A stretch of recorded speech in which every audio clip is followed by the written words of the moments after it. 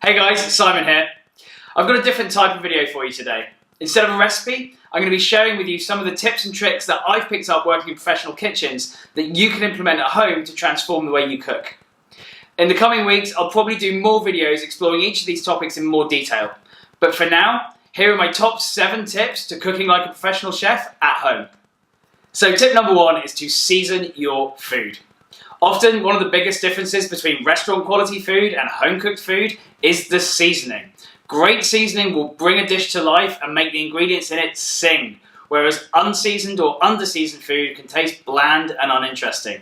Often the difference between those two things is as simple as a splash of olive oil, a sprinkle of salt, maybe a squeeze of lemon. Now, seasoning is a huge topic, and I could and probably will do several more videos to explore it. But there are some basics that if you just do every time you cook, will elevate everything that you cook. So, here's the basics of seasoning. If you're cooking rice, pasta or potatoes, salt the water heavily. Salt it until it tastes like the sea. As those ingredients cook, that salt's going to infuse into them and give them the flavour that you want on the plate. If you're cooking meat or fish, it's best to salt those before they go into the pan. Taste them once they're cooked, and if necessary, adjust with salt, oil, or citrus before they go onto the plate. Vegetables are brought to life with a touch of oil and a bit of salt, and it's best just to do that in a pan or on a tray just before they're served. And finally, if you're serving soup, sauce, or making a stock, it's best to wait until the end to add salt or any seasoning to those. And that's because they cook down over time. The volume of liquid reduces, and that can change the concentration of everything that's in there. So soups, stocks, sauces, hold back and season at the end just before you serve. If you just do those basic things, it will change the way that you cook. So my second tip concerns a term that you'll hear 100 times a day in a professional kitchen, but probably almost never outside of one, and that's mise en place. Mise en place literally translates to things in their place. But when we use it in the context of a kitchen, it means the preparation that we do before we start to cook or before we go into a service. When you're cooking at home, mise en place means having everything ready before the cooking starts. So you've read and reread your recipe, you've prepared every ingredient to the point where you can introduce it straight away at the right step, whether it's onions peeled and chopped, garlic crushed, spices, dry ingredients weighed out, or liquid ingredients measured to the right quantity and ready to go. You'll also want to have all of your pans, utensils, measuring bowls, spatulas, everything that you're going to use in the cooking process clean and within arm's reach. When you've got all of that, you can put all of your attention onto what you're doing. You're not going to risk burning, overcooking, or boiling over in the pan while you're busy trying to prep a carrot or another ingredient for the next step. In a professional kitchen, you can often look around and tell who the most experienced and best organised chefs are because they've got the best mise en place. It's neat, it's organised, it's well laid out, everything's ready to go. The best chefs have the best mise en place. And if you focus on your mise en place at home, everything you cook will be better as a result.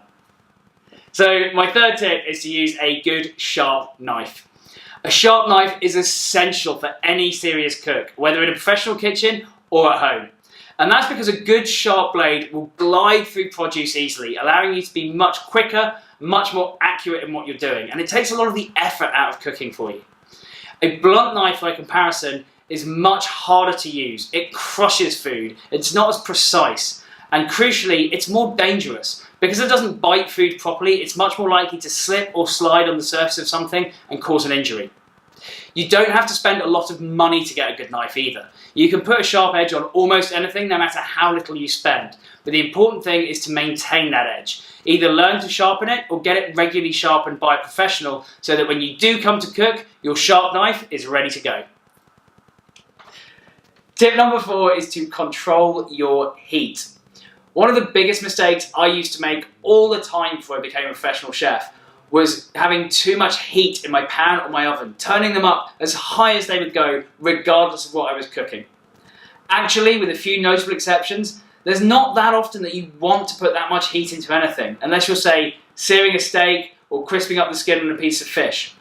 Almost all ingredients will benefit from a longer, slower cooking time, giving flavours much more time to develop, and you're much less likely to catch or burn things on the bottom of your pan.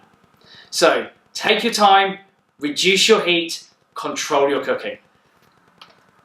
My fifth tip is that most dishes start with something that chefs call a mirepoix, and that's simply a mixture of vegetables cut small and cooked slowly before anything else is added that provides a flavour base for the dish. Often it's as simple as onions, carrots and celery, but it can also include leeks, garlic and herbs such as thyme and rosemary. It's cooked slowly so that it doesn't catch or caramelise. It simply provides a gentle, natural sweetness in the background. And it's cut small so that by the time you're finished cooking, it's melted, disappeared into the background and provided body for any sauce in the dish. Anytime you go into a restaurant, every soup, every stew, every sauce that you eat will have started with some form of mirepoix. And it's a really cheap, easy and effective way to add tons of flavour into your food.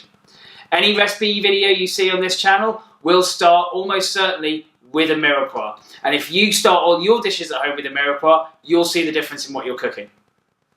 Number 6, and I apologise because this is the least fun of all of them, but probably one of the most important. Clean as you go.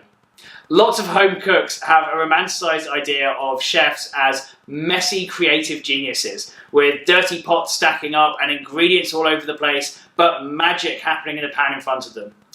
Actually, no professional chef works like this. It's almost a requirement of the job that we are obsessively clean and compulsively tidy. It's vital for reasons of hygiene and avoiding cross-contamination in the kitchen, but it's also vital to have a clear workbench so you can have a clear mind and focus on exactly what's going on in front of you. It's the same at home. You don't want to be hunting around through mess to find an ingredient or find a utensil. You don't want to have clutter on your bench, cluttering your attention which should be on the dish. Work clean, work tidy.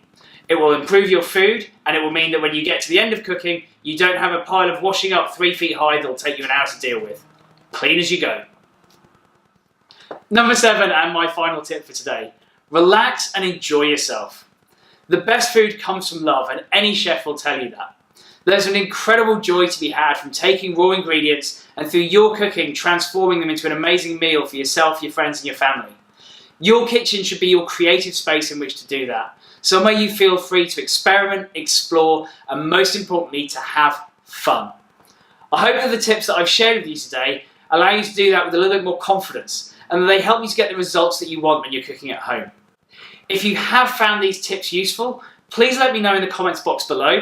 And you can also use it to tell me if there's any videos you'd like me to do in the future, if you have specific questions you'd like answering, or ideas for recipes that you'd like me to do. Finally, if you have enjoyed and found this video useful, you can do me a huge favour by clicking the like and subscribe buttons and by sharing it with your friends and family. Thanks very much for watching, and I hope to see you again soon.